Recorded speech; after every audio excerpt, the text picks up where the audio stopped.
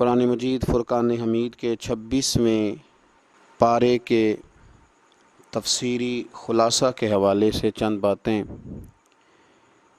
اس پارے کا آغاز سورہ احقاف کے ساتھ ہو رہا ہے۔ اللہ کریم نے فرمایا حامیم تنزیل الکتاب من اللہ العزیز الحکیم، فرمایا اتاری گئی یہ کتاب اللہ کی طرف سے جو سب سے زیادہ غالب حکمت والا ہے۔ پھر آگے اللہ تبارک و تعالی نے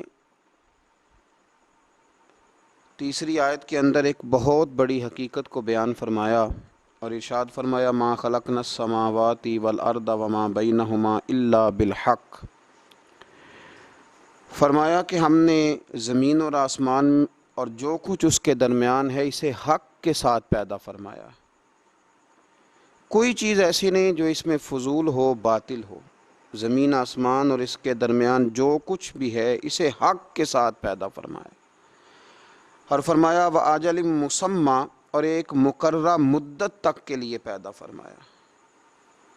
ایک تو یہ ایک بہت بڑی حقیقت ہے اور بہت بڑا نظریہ ہے، اس کو سمجھ لیں کہ اللہ تعالیٰ نے جو چیز پیدا فرمائی وہ حق کے ساتھ پیدا فرمائی۔ اس کی ضرورت تھی، اس کی حاجت تھی، اس کو کسی حکمت کے تحت پیدا کیا گیا۔ لوگوں کو اس کی ضرورت تھی اس لیے اسے پیدا کیا گیا، انسانوں کو ضرورت تھی، اور ایک مقررہ مدت تک کے لیے پیدا کیا گیا، اور جب کسی چیز کا وقت پورا ہو جائے گا پھر اس چیز کو اٹھا لیا جائے گا۔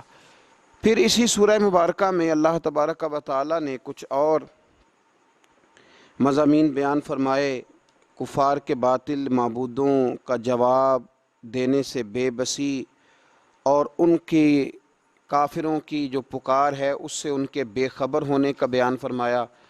پھر آگے چل کے اسی سورہ مبارکہ کے اندر اللہ تبارک و تعالی نے ارشاد فرمایا کہ ان الذین قالوا ربنا اللہ ثم استقاموا فلا خوف علیہم ولا هم یحزنون، فرمایا بے شک وہ لوگ جنہوں نے کہا کہ اللہ ہمارا رب ہے اور پھر وہ اس بات پر ڈٹ گئے، انہوں نے پھر استقامت اختیار کی، نظریاتی بن کے انہوں نے زندگی گزاری۔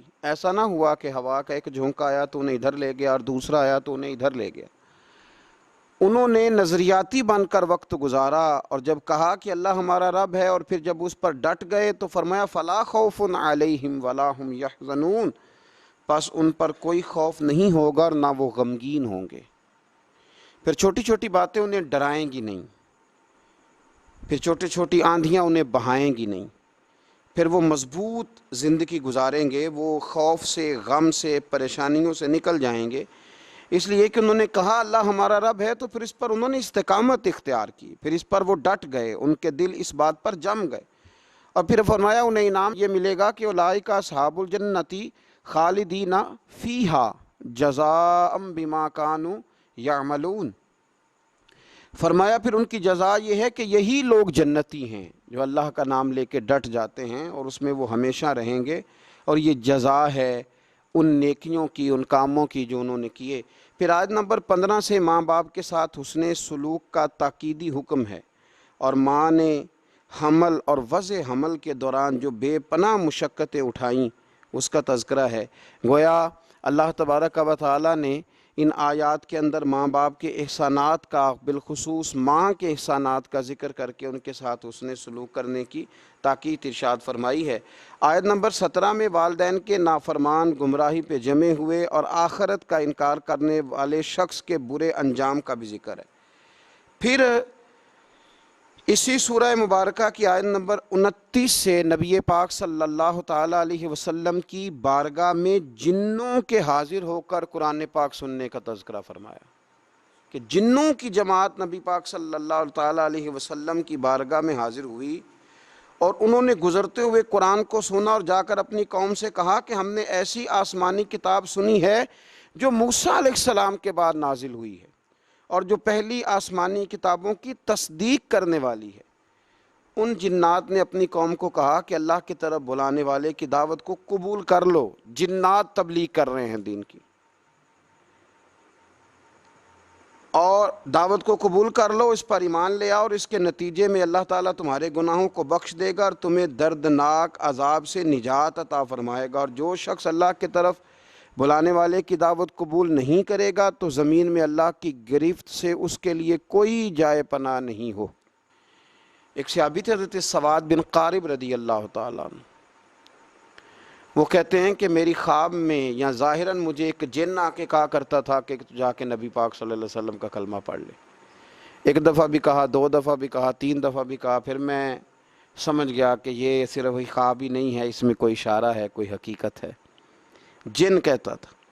تو آپ فرماتے ہیں میں جب کلمہ پڑھنے کے ارادے سے نبی پاک صلی اللہ علیہ وسلم کی بارگاہ میں حاضر ہوا تو رسول پاک صلی اللہ تعالیٰ علیہ وسلم نے فرمایا تجھے بھی مبارک ہو اور تجھے بھیجنے والے کو بھی مبارک ہو، تجھے بھی اللہ جزا دے اور تجھے بھیجنے والے کو بھی اللہ تعالیٰ جزا عطا فرمائے۔ اس سورہ مبارکہ کے بعد پھر سورہ محمد صلی اللہ تعالیٰ علیہ وسلم، سورہ محمد شروع ہوتی ہے۔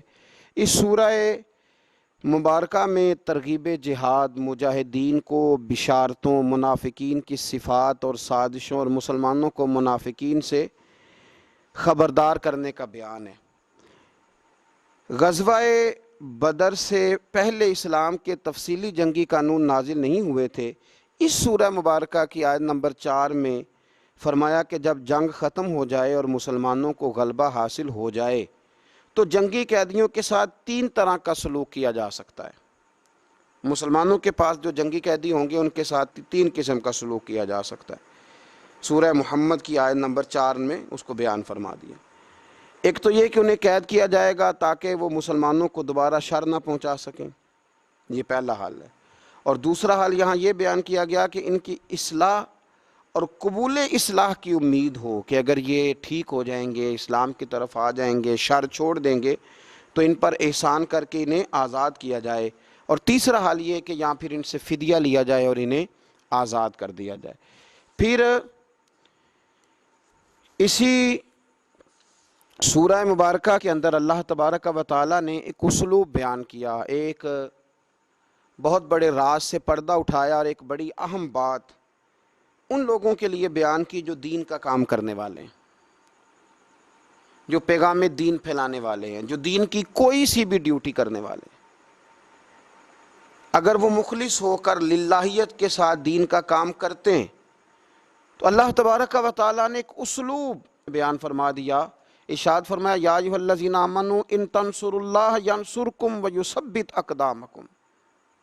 فرمایا ایمان والو اگر اللہ کے دین کی تم مدد کرو گے تو پھر اللہ تمہاری مدد کرے گا اور اللہ تمہارے پیروں کو جما دے گا، تمہیں اللہ ثبات عطا فرمائے گا، تمہیں اللہ استقامت عطا کرے گا۔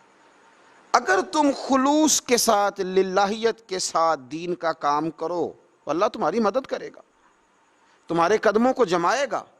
لیکن اگر اس کے اندر تمہارے ذاتی مفادات ہیں، اگر اس کے اندر تم نے نام دین کا لیا ہے اور تم اس سے کما دنیا رہے ہو، رسول کائنات صلی اللہ تعالیٰ علیہ وسلم نے فرمایا جس شخص نے دین کا علم اس لیے حاصل کیا کہ وہ علماء سے بحث کرے گا یا جاہلوں پہ روب جمائے گا، اسے تو اللہ جنت کی خوشبو بھی عطا نہیں کرے گا۔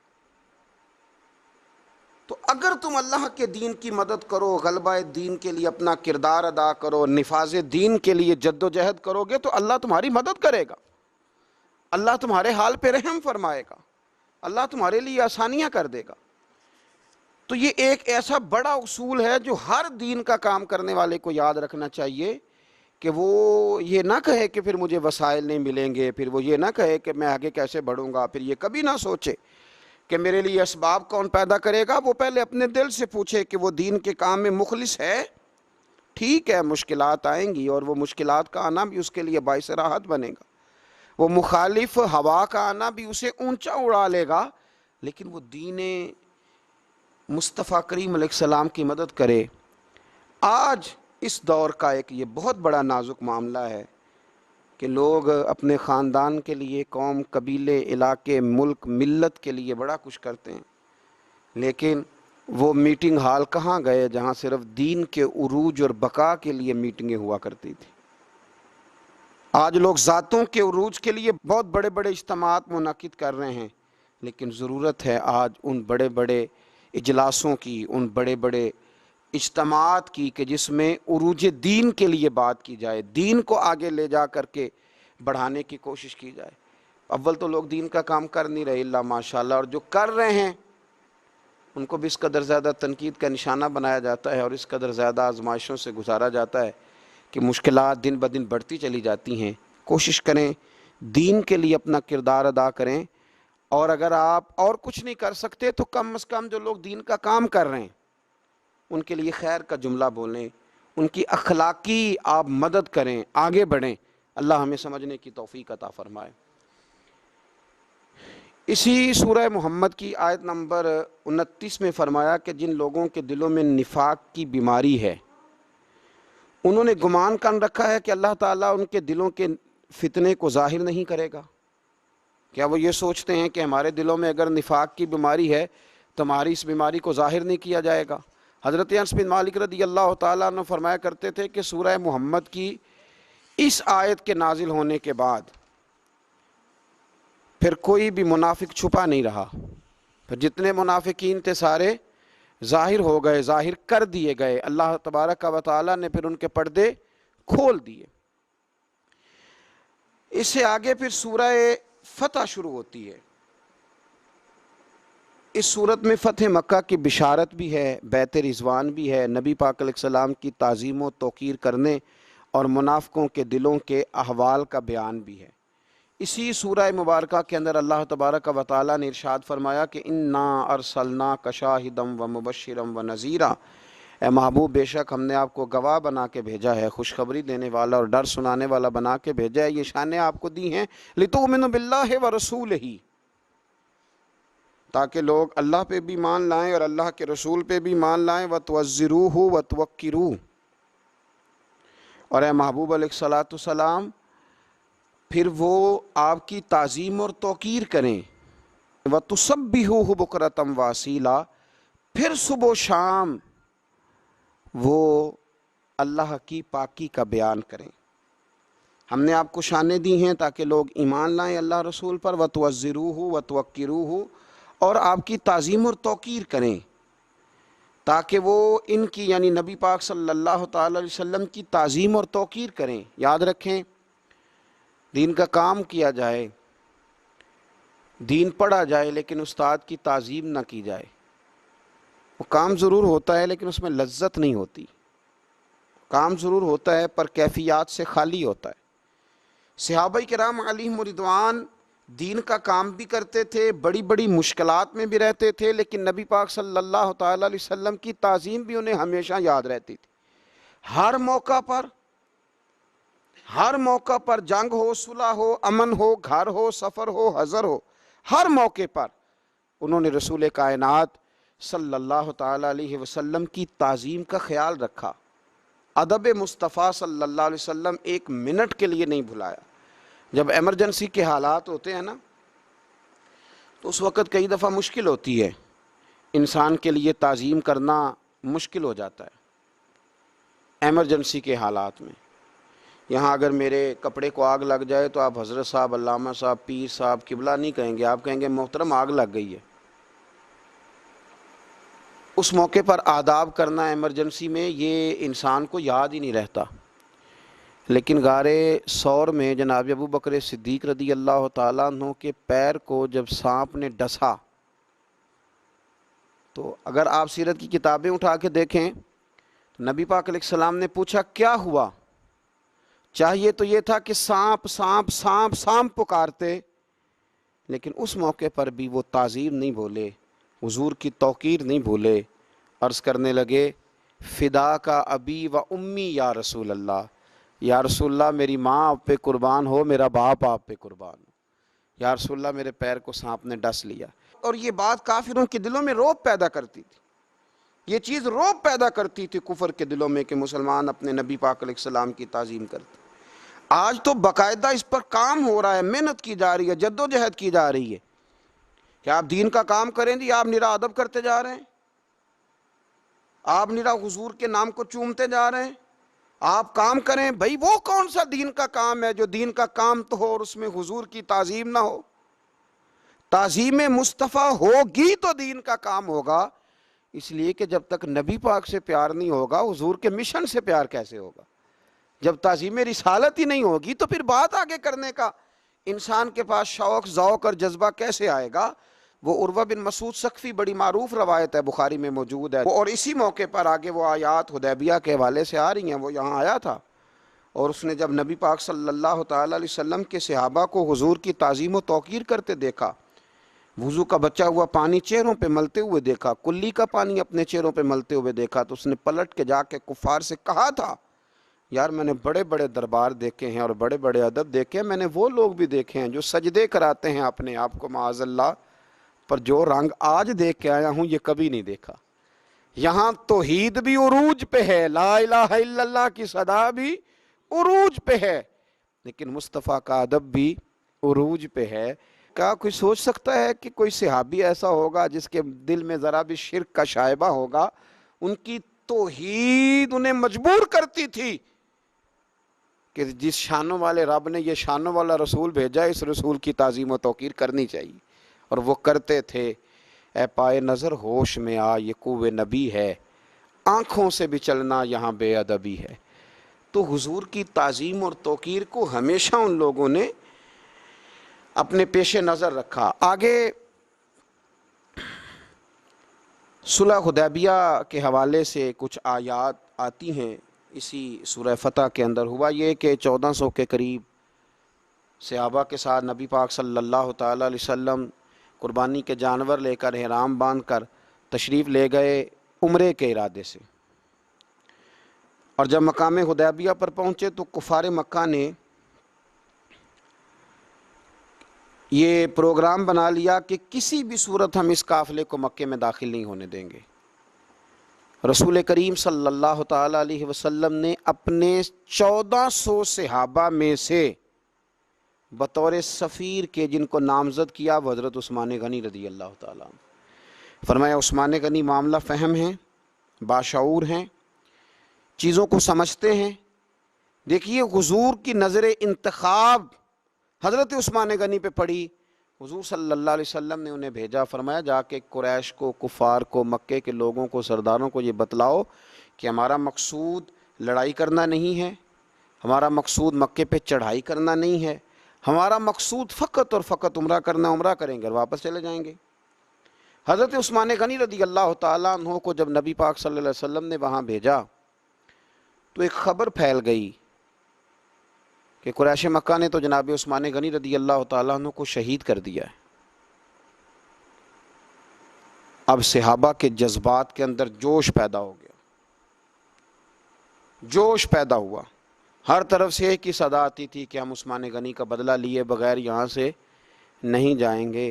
میرے محبوب پاک علیہ السلام کو اللہ نے غیب کی کنجیاں عطا فرمائی ہیں، رسول پاک علیہ السلام جانتے تھے نور نبوت سے کہ حضرت سیدنا عثمان غنی تو موجود ہے، پر جو ایک زبردست جرنیل ہوتا ہے نا، وہ قوم کے جذبات کا صحیح استعمال کرتا ہے، اسے پتہ ہوتا ہے کہ اس وقت جذبات کیا ہیں، تو اسے ان جذبات کا صحیح استعمال کرنا، ان کو مثبت راہ پہ چلانا اسے آتا ہوتا ہے۔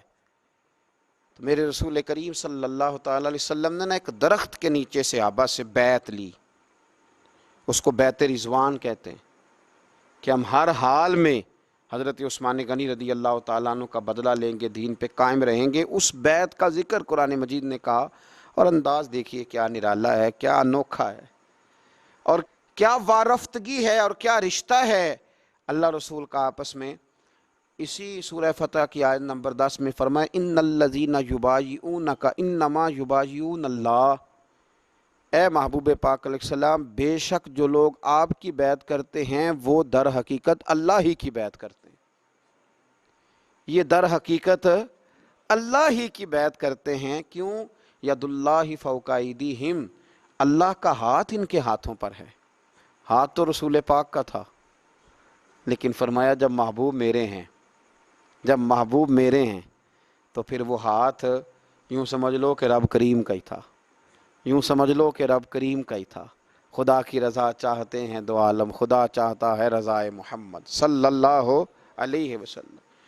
تو ان آیات مبارکہ میں اس واقعے کا تذکرہ ہے، اور جو چیز یہاں بڑی قابل توجہ ہے اس ساری بات کے اندر وہ سمجھنے والی ہے کہ اللہ تبارک و تعالیٰ نے یہاں آیت نمبر 18 میں فرمایا کہ لَقَدْ رَضِيَ اللَّهُ عَنِ الْمُؤْمِنِينَ اِذْ يُبَايِعُونَكَ تَحْتَ الشَّجَرَةِ، فرمایا بے شک اللہ ان مومنوں سے راضی ہو گیا جو درخت کے نیچے آپ کی بیعت کر رہے تھے۔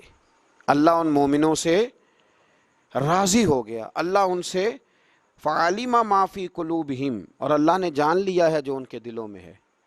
تو اللہ تو کہہ رہا ہے کہ میں اپنے محبوب کے صحابہ سے راضی ہو گیا ہوں۔ وہ جو ان کے جذبے تھے اور جس رنگ میں محبوب وہ بیعت کر رہے تھے اور جس طرح وہ آپ سے عہد و پیمان باندھ رہے تھے، چونکہ رب ان کے دلوں کی کیفیت سے آگاہ ہے تو یہاں کمال ہو گیا، فرمایا رب راضی ہو گیا۔ ان کے دلوں کے جذبات نے ہی اللہ تبارک و تعالیٰ کو راضی کر دیا ہے۔ تو اس سورہ فتح کے اندر اللہ تبارک و تعالیٰ نے اس خوبصورت عنوان کا تذکرہ فرمایا۔ پھر اس سے آگے جب ہم ذرا بڑھتے ہیں تو سورہ حجرات شروع ہوتی ہے۔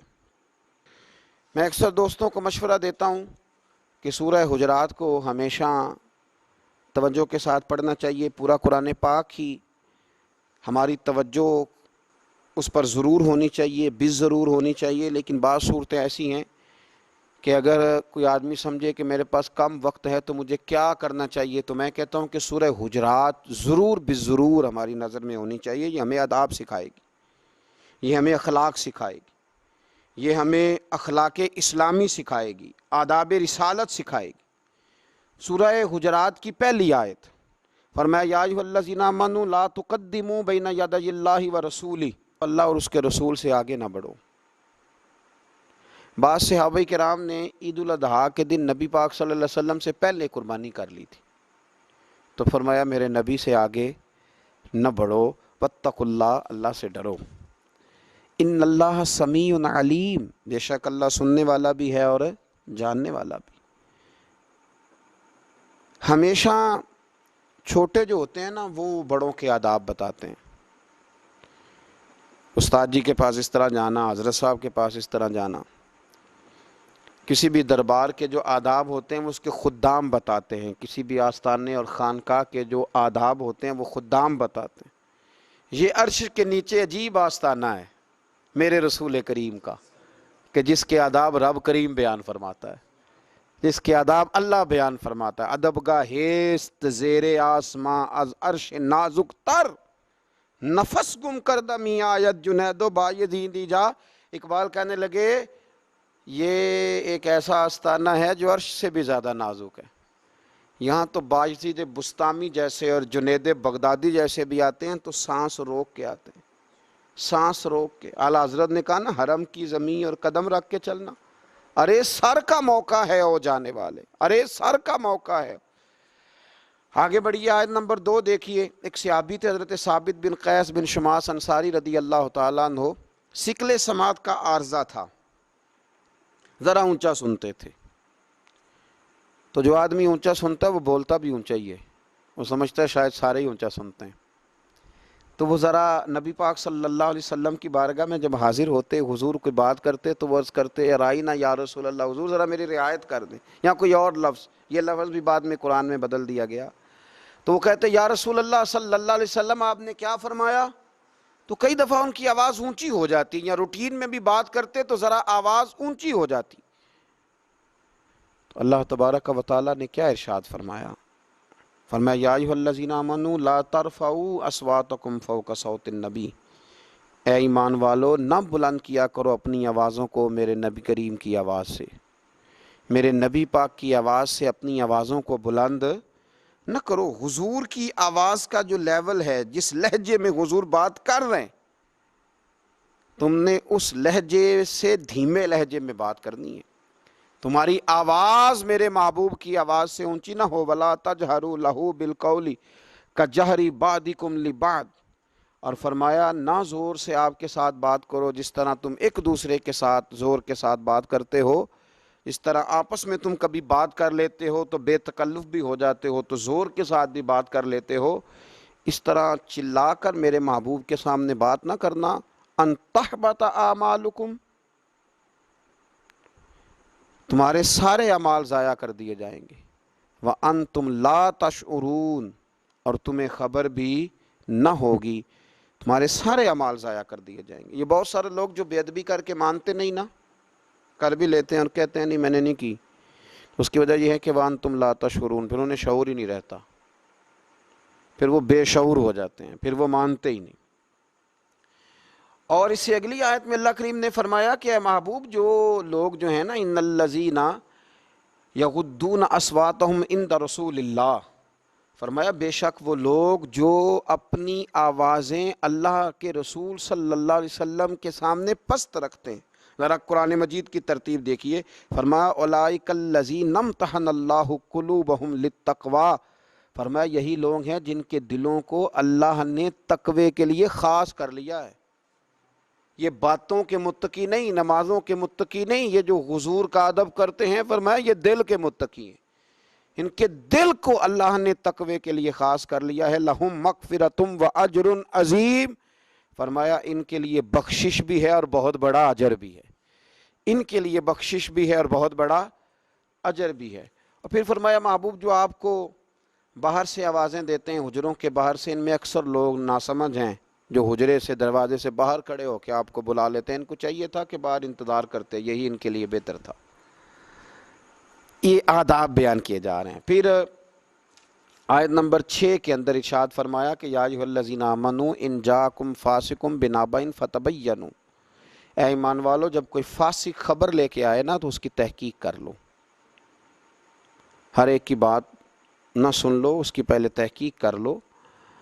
ایسا نہ ہو کہ تم بے علمی میں کسی قوم کو ضرر پہنچا دو، کسی کو تمہاری وجہ سے تکلیف ہو جائے۔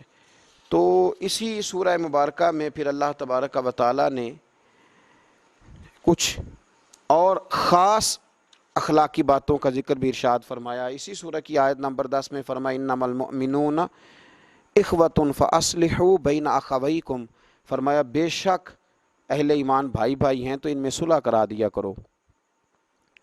واتقوا اللہ لعلکم ترحمون، اور اللہ سے ڈرتے رہو تاکہ تم پر رحم کیا جائے۔ پھر اسی کی آیت نمبر 11 میں فرمایا کہ اے ایمان والو مذاق نہ اڑائے مردوں کی کوئی جماعت کسی دوسری جماعت کا، ہو سکتا ہے کہ وہ ان سے بہتر ہو، تم ان کا مذاق اڑا رہے ہو اور اللہ کی بارگاہ میں ان کا درجہ زیادہ ہو، اور نہ عورتیں دوسری عورتوں کا مذاق اڑائیں، ہو سکتا ہے وہ ان سے بہتر ہو۔ اور پھر یہ بھی ارشاد فرمایا کہ ولا تلمزوا انفسکم، ایک دوسرے کو عیب نہ لگاؤ، ولا تنابزوا بالالقاب، ایک دوسرے کے نام بگاڑ کے نہ لو۔ اور فرمایا یہ کتنی بری بات ہے مسلمان ہو کر فاسق ہو جانا۔ اور ہاں جو لوگ اس روش سے باز نہ آئیں گے یہ ظالم لوگ ہیں۔ پھر اس سے اگلی آیت میں ارشاد فرمایا کہ بدگمانی نہ کرو، کسی کے بارے میں بری سوچ نہ پیدا کرو۔ یا ایھا الذین آمنوا اجتنبوا کثیرا من الظن ان بعض الظن اثم، اے ایمان والو دور رہا کرو زیادہ بدگمانیوں سے، بے شک بعض گمان بھی گناہ ہے۔ ولا تجسسوا، جاسوسی بھی نہ کرو۔ ولا یغتب بعضکم بعضا، اور ایک دوسرے کی غیبت بھی نہ کرو، پیٹھ پیچھے برائیاں نہ کرو۔ اور ارشاد فرمایا کیا تم اب پسند کرتے ہو مردہ بھائی کا گوشت کھانا؟ گویا غیبت کرنا مرے ہوئے بھائی کا گوشت کھانا، مرے ہوئے بھائی کا۔ انسان کا ویسے بھی یہاں لا کے رکھا جائے نا، کہہ دیا جائے معاذ اللہ انگلی کٹی ہوئی تو خوف سے لوگ کانپ جائیں گے، مرے ہوئے آدمی کی انگلی، اور پھر اس کا گوشت کھانا مرے ہوئے بھائی کا، کس قدر صفاقی کی بات۔ تو قرآن کہتا ہے تم غیبت کرتے ہو تو کیا پسند کرتے ہو مرے ہوئے بھائی کا گوشت کھانا؟ اگر پسند نہیں کرتے تو پھر واتقوا اللہ، اللہ سے ڈرو، ان اللہ تواب الرحیم، بے شک وہ توبہ قبول کرنے والا اور رحم کرنے والا ہے۔ اور اس سے اگلی آیت میں ارشاد فرمایا یا ایھا الناس انا خلقناکم من ذکر و انثی، اے ایمان والو ہم نے تمہیں ایک مرد اور ایک عورت سے پیدا کیا ہے، تمہاری اصل ایک ہے، تم جناب آدم اور حضرت حوا کے بیٹے ہو۔ وجعلناکم شعوبا وقبائل لتعارفوا، اور تمہیں جو مختلف قوموں اور مختلف خاندانوں میں بانٹا ہے وہ تو صرف تعارف کے لیے ہے۔ قبائل تو اس لیے بنائے کہ اونچ نیچ کے لیے نہیں کہ یہ بڑا قبیلہ ہے یا یہ چھوٹا قبیلہ ہے، یہ تو تعارف کے لیے تھا۔ ورنہ ان خلقناکم من ذکر و انثی، تمہیں ایک مرد اور ایک عورت سے پیدا کیا ہے۔ ان اکرمکم عند اللہ اتقاکم، ہاں اللہ کی نظر میں وہ زیادہ معزز ہے جو اللہ سے زیادہ ڈرتا ہے، جو زیادہ متقی اور پرہیزگار ہے۔ ان اللہ علیم خبیر، بے شک اللہ علم والا اور خبر والا ہے۔ پھر اس سے آگے سورہ کاف شروع ہوتی ہے۔ اس صورت میں مرنے کے بعد دوبارہ جی اٹھنے کو دلائل کے ساتھ ثابت کیا ہے۔ اللہ تعالیٰ کی توحید اور سرکار دو عالم علیہ السلام کی رسالت پر بھی دلائل دیے گئے ہیں۔ آیت نمبر 30 میں جہنم کی وسعت اور بھوک کے بارے میں بتایا کہ قیامت کے دن اللہ تعالیٰ جہنم سے پوچھے گا کہ کیا تیرا پیٹ بھر گیا ہے، تو وہ کہے گی کہ کچھ اور زیادہ ہے۔ پھر آگے اس پارے کی جو آخری سورہ ہے وہ سورہ زاریات ہے۔ اس سورت کے ابتدا میں ہواؤں، کشتیوں اور فرشتوں کی قسم کھا کے فرمایا کہ قیامت کا وعدہ سچا ہے اور قیامت آئے گی، یہ سچا وعدہ ہے۔ قسم کھا کے، رب کریم تو ویسے ہی کو بات کر دے تو اللہ سے زیادہ کس کی بات سچی؟ اور پھر اللہ تعالیٰ قسم کھا کے اور ایک سے زیادہ قسمیں کھا کے بات کرے تو اندازہ کریں کہ پھر اس بات میں کتنی صداقت ہوگی۔ آیت نمبر 15 سے اہل تقویٰ کے انعامات اخروی کو بیان کرنے کے بعد ان کے اوصاف بھی بیان کیے کہ جو اہل تقویٰ ہیں وہ راتوں کو بہت کم سوتے ہیں، زیادہ وقت اللہ اللہ کرتے رہتے ہیں، رات کے پچھلے پہر استغفار کرتے ہیں۔ اور یہ بھی کہ اللہ تعالیٰ نے جن کو نعمت مال سے نوازا ہے ان کے مال میں سائل کا بھی حق ہے، یہ بھی اس آیت میں، اس صورت میں بیان کیا کہ جو تمہیں اللہ نے دیا ہے اس میں مانگنے والے کا بھی حق ہے اور ان کا بھی جو نعمت مال سے محروم ہیں۔ آیت نمبر 58 میں فرمایا کہ بے شک اللہ ہی سب سے بڑا رزق دینے والا ہے اور سب سے زبردست قوت والا ہے۔ بعض اہل اللہ، بعض نیک لوگ کہتے ہیں کہ اس آیت کو کشادگی رزق کے لیے پڑھا جائے تو اللہ بڑی برکت عطا کرتا ہے۔ اس صورت کی آیت نمبر 58 کو اللہ تبارک و تعالی قرآن مجید کے فہم کی توفیق عطا فرمائے اور اللہ ہمیں سمجھنے کی توفیق عطا فرمائے۔ آخر دعوانا ان الحمدللہ رب